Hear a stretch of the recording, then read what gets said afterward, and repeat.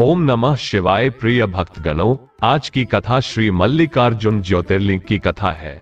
आज की कथा बड़ी ही अद्भुत और मनोहारी है। मनोहारी और अद्भुत इसलिए है क्योंकि आज हमें संपूर्ण शिव परिवार की कथा को सुनने का शुभ अवसर प्राप्त हो रहा है। तो ऐसे में हमें इस कथा को बड़े ही तल्लीनता के साथ और बड़े भक्ति भाव के साथ सुनना चाहिए। श्री वेदव्यास जी कहते हैं कि जो भी मनुष्य संपूर्ण शिव परिवार की कथा को सुनता है, उसके जीवन में, उसके परिवार में किसी भी प्रकार का क्लेश, तनाव और कलह नहीं रहता है। उसका परिवार सुखी, संपन्न और खुशहाल रहता है। तो इसलिए भक्तों, हमें आज इस कथा को अवश्य सुनना चाहिए, जिससे कि हमारा परिवार सुखी, संपन्न और क्लेश मुक्त रहे, हमारा परिवार खुश रहे, हम अपने तरक्की के मार्ग पर अग्रसर हो। तो इसीलिए भगवान महादेव की स्तुति करते हुए आज हम श्री मल्लिकार्जुन ज्योतिर्लिंग की कथा का श्रवण करेंगे। भगवान महादेव भोलेनाथ के पवित्र ज्योतिर्लिंग का गुणगान करेंगे। तो प्रिय भक्तों, आइए सुनते हैं आज की कथा। इससे पहले कि हम कथा को शुरू करें, आप हमारे चैनल को सब्सक्राइब कर लीजिए, लाइक कर दीजिए, शेयर कर लीजिए। हे भोलेनाथ, देवाधिदेव महादेव, जो भी व्यक्ति इस कथा को सुन रहा है, सुना रहा है और हुंकार भर रहा है, उसके जीवन में हमेशा सुख, शांति और समृद्धि बनी रहे। हे भगवान, आप अपने भक्तों के कष्टों को मिटा दीजिए, उनके दुख को दूर करिए।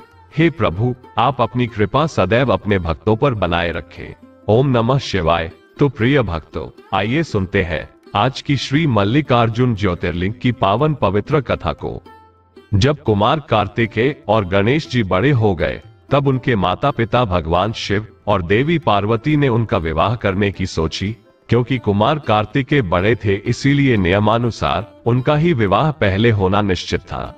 लेकिन गणेश जी को भी विवाह करने की बहुत इच्छा थी, इसीलिए वे हठ ठान कर बैठ गए कि पहले उन्हीं का विवाह होगा। माता पिता ने उन्हें ये कहते हुए समझाने की बहुत कोशिश की, कार्तिकेय तुमसे बड़े हैं और पहले भाई का ही विवाह होता है। लेकिन गणेश जी कुछ समझने को राजी नहीं हुए, इसलिए उन्होंने पहले गणेश जी का ही विवाह करने का निश्चय किया। पर जब इस बात का पता कुमार कार्तिकेय को चला, तो वह रुष्ट हो गए और पहले अपना विवाह कराने की जिद करने लगे।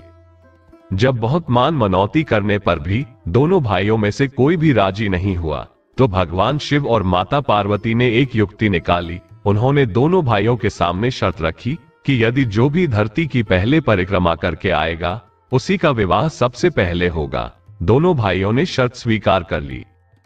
तब महादेव ने कहा, हे पुत्रों, आप दोनों पहले पृथ्वी की परिक्रमा करके आइए।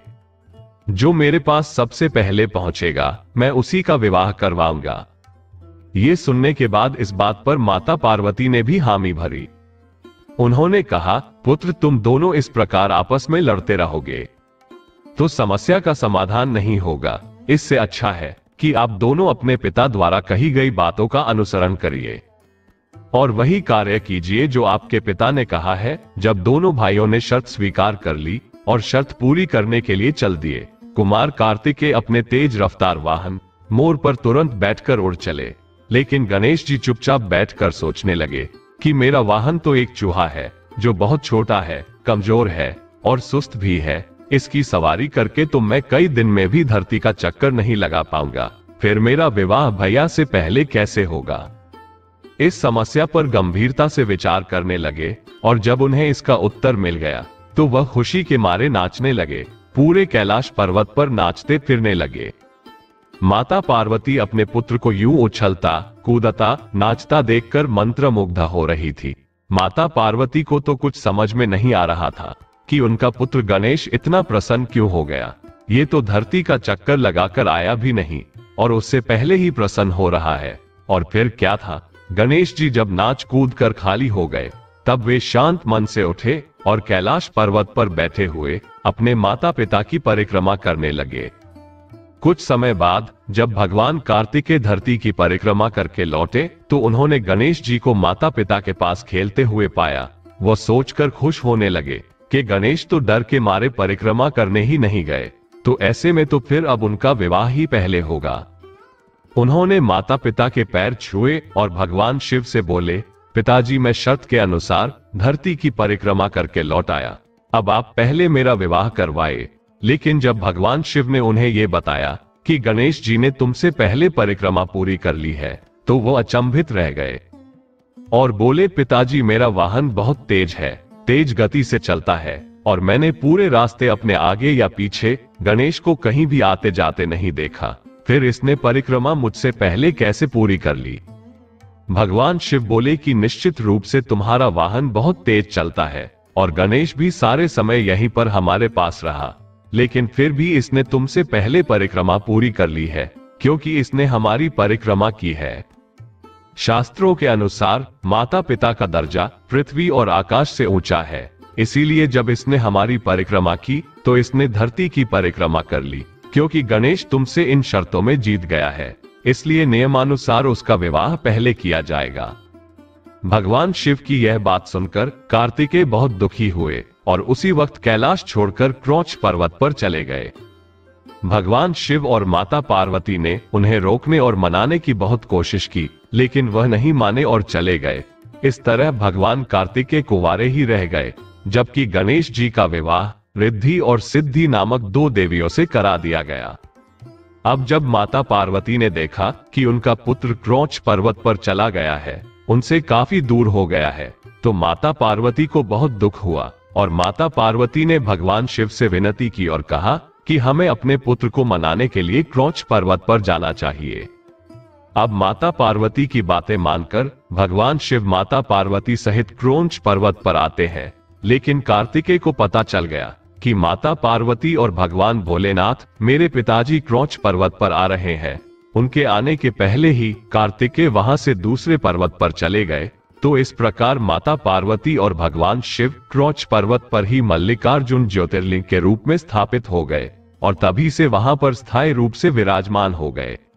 कहा जाता है कि आज भी भगवान शिव और माता पार्वती विशेष तिथि पर अपने पुत्र कार्तिकेय को मनाने के लिए क्रौंच पर्वत पर आते हैं, लेकिन उनके आने से पहले ही कुमार कार्तिकेय क्रौंच पर्वत को छोड़कर एक दूसरे पर्वत पर चले जाते हैं। आंध्र प्रदेश में स्थित मल्लिकार्जुन ज्योतिर्लिंग माता पिता और पुत्र के इसी स्नेह और विश्वास का प्रतीक है। आंध्र प्रदेश के कृष्णा जिले में कृष्णा नदी के तट पर श्री शैल पर्वत, जिसे हम क्रौंच पर्वत भी कहते हैं, श्री मल्लिकार्जुन विराजमान है। इसे दक्षिण का कैलाश भी कहते हैं। अनेक ग्रंथों में इस स्थान की महिमा बताई गई है। महाभारत के अनुसार श्री शैल पर्वत पर भगवान शिव का पूजन करने से अश्वमेध यज्ञ करने जैसा फल प्राप्त होता है। कुछ ग्रंथों में तो यहाँ तक लिखा है कि श्री शैल पर्वत के शिखर के दर्शन मात्र से दर्शकों के सभी प्रकार के कष्ट भाग जाते हैं, उसे अत्यंत सुखों की प्राप्ति होती है और आवागमन के चक्कर से मुक्त हो जाता है। आज से लगभग 500 साल पूर्व भी श्रीनगर के महाराजा कृष्ण राय यहाँ पहुंचे थे। उन्होंने यहाँ एक सुंदर मंडप का भी निर्माण कराया था, जिसका शिखर सोने का बना हुआ है। उनके 150 वर्षों के बाद महाराजा शिवाजी भी मल्लिकार्जुन ज्योतिर्लिंग के दर्शन करने हेतु क्रौंच पर्वत पर पहुंचे। उन्होंने मंदिर में थोड़ी दूरी पर यात्रियों के लिए एक उत्तम धर्मशाला बनवाया था। प्रिय भक्तों, ये भी मानना है कि इस पर्वत पर बहुत सारे शिवलिंग मिलते हैं। यहाँ पर महाशिवरात्रि के दिन मेला लगता है और सबसे अद्भुत और मंत्र मुग्ध कर देने वाली बात तो ये है कि यहाँ पर मंदिर के पास माता जगदम्बा का भी एक स्थान है, जहाँ माता पार्वती को ब्रह्मरा अम्बा कहा जाता है। मल्लिकार्जुन ज्योतिर्लिंग की पहाड़ी से 5 किलोमीटर दूरी पर नीचे पाताल गंगा नाम से प्रसिद्ध कृष्णा नदी है, जिसमें स्नान करने का महत्व शास्त्रों में वर्णित है। तो प्रिय भक्तों, इस प्रकार से पुत्र के यहाँ आने के पश्चात भगवान शिव जी यहीं पर एक ज्योतिर्लिंग के रूप में प्रकट हो गए।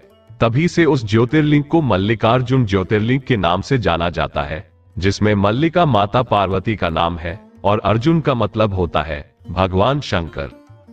इस ज्योतिर्लिंग का संबंध कैलाश पर्वत से होने के कारण इसे दक्षिण का कैलाश भी कहा जाता है, जैसा कि मैंने अभी अभी इस बारे में चर्चा की थी।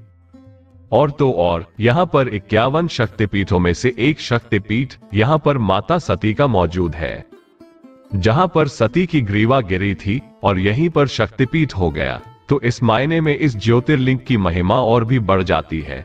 तो प्रिय भक्त जनों, इस प्रकार से यहाँ की महिमा बड़ी ही अपरंपार है। यहाँ जो भी श्रद्धालु बड़े भक्ति भाव से दर्शन करते हैं, वह जीवन और मरण के चक्र से मुक्त हो जाते हैं। सांसारिक मोह माया से दूर हो जाते हैं, उनके जीवन में शांति ही शांति रहती है और परिवार में खुशहाली रहती है। इस ज्योतिर्लिंग की बड़ी ही महिमा है। तो ये थी श्री मल्लिकार्जुन ज्योतिर्लिंग की महिमा। प्रेम से बोलिए श्री मल्लिकार्जुन भगवान की जय। ओम नमः शिवाय। हर हर महादेव। आज के लिए बस इतना ही, और अगर आपका कोई सवाल है तो उसे कमेंट बॉक्स में अवश्य पूछें और इस वीडियो को लाइक करें, शेयर करें और साथ ही साथ चैनल को सब्सक्राइब करना ना भूलें। धन्यवाद।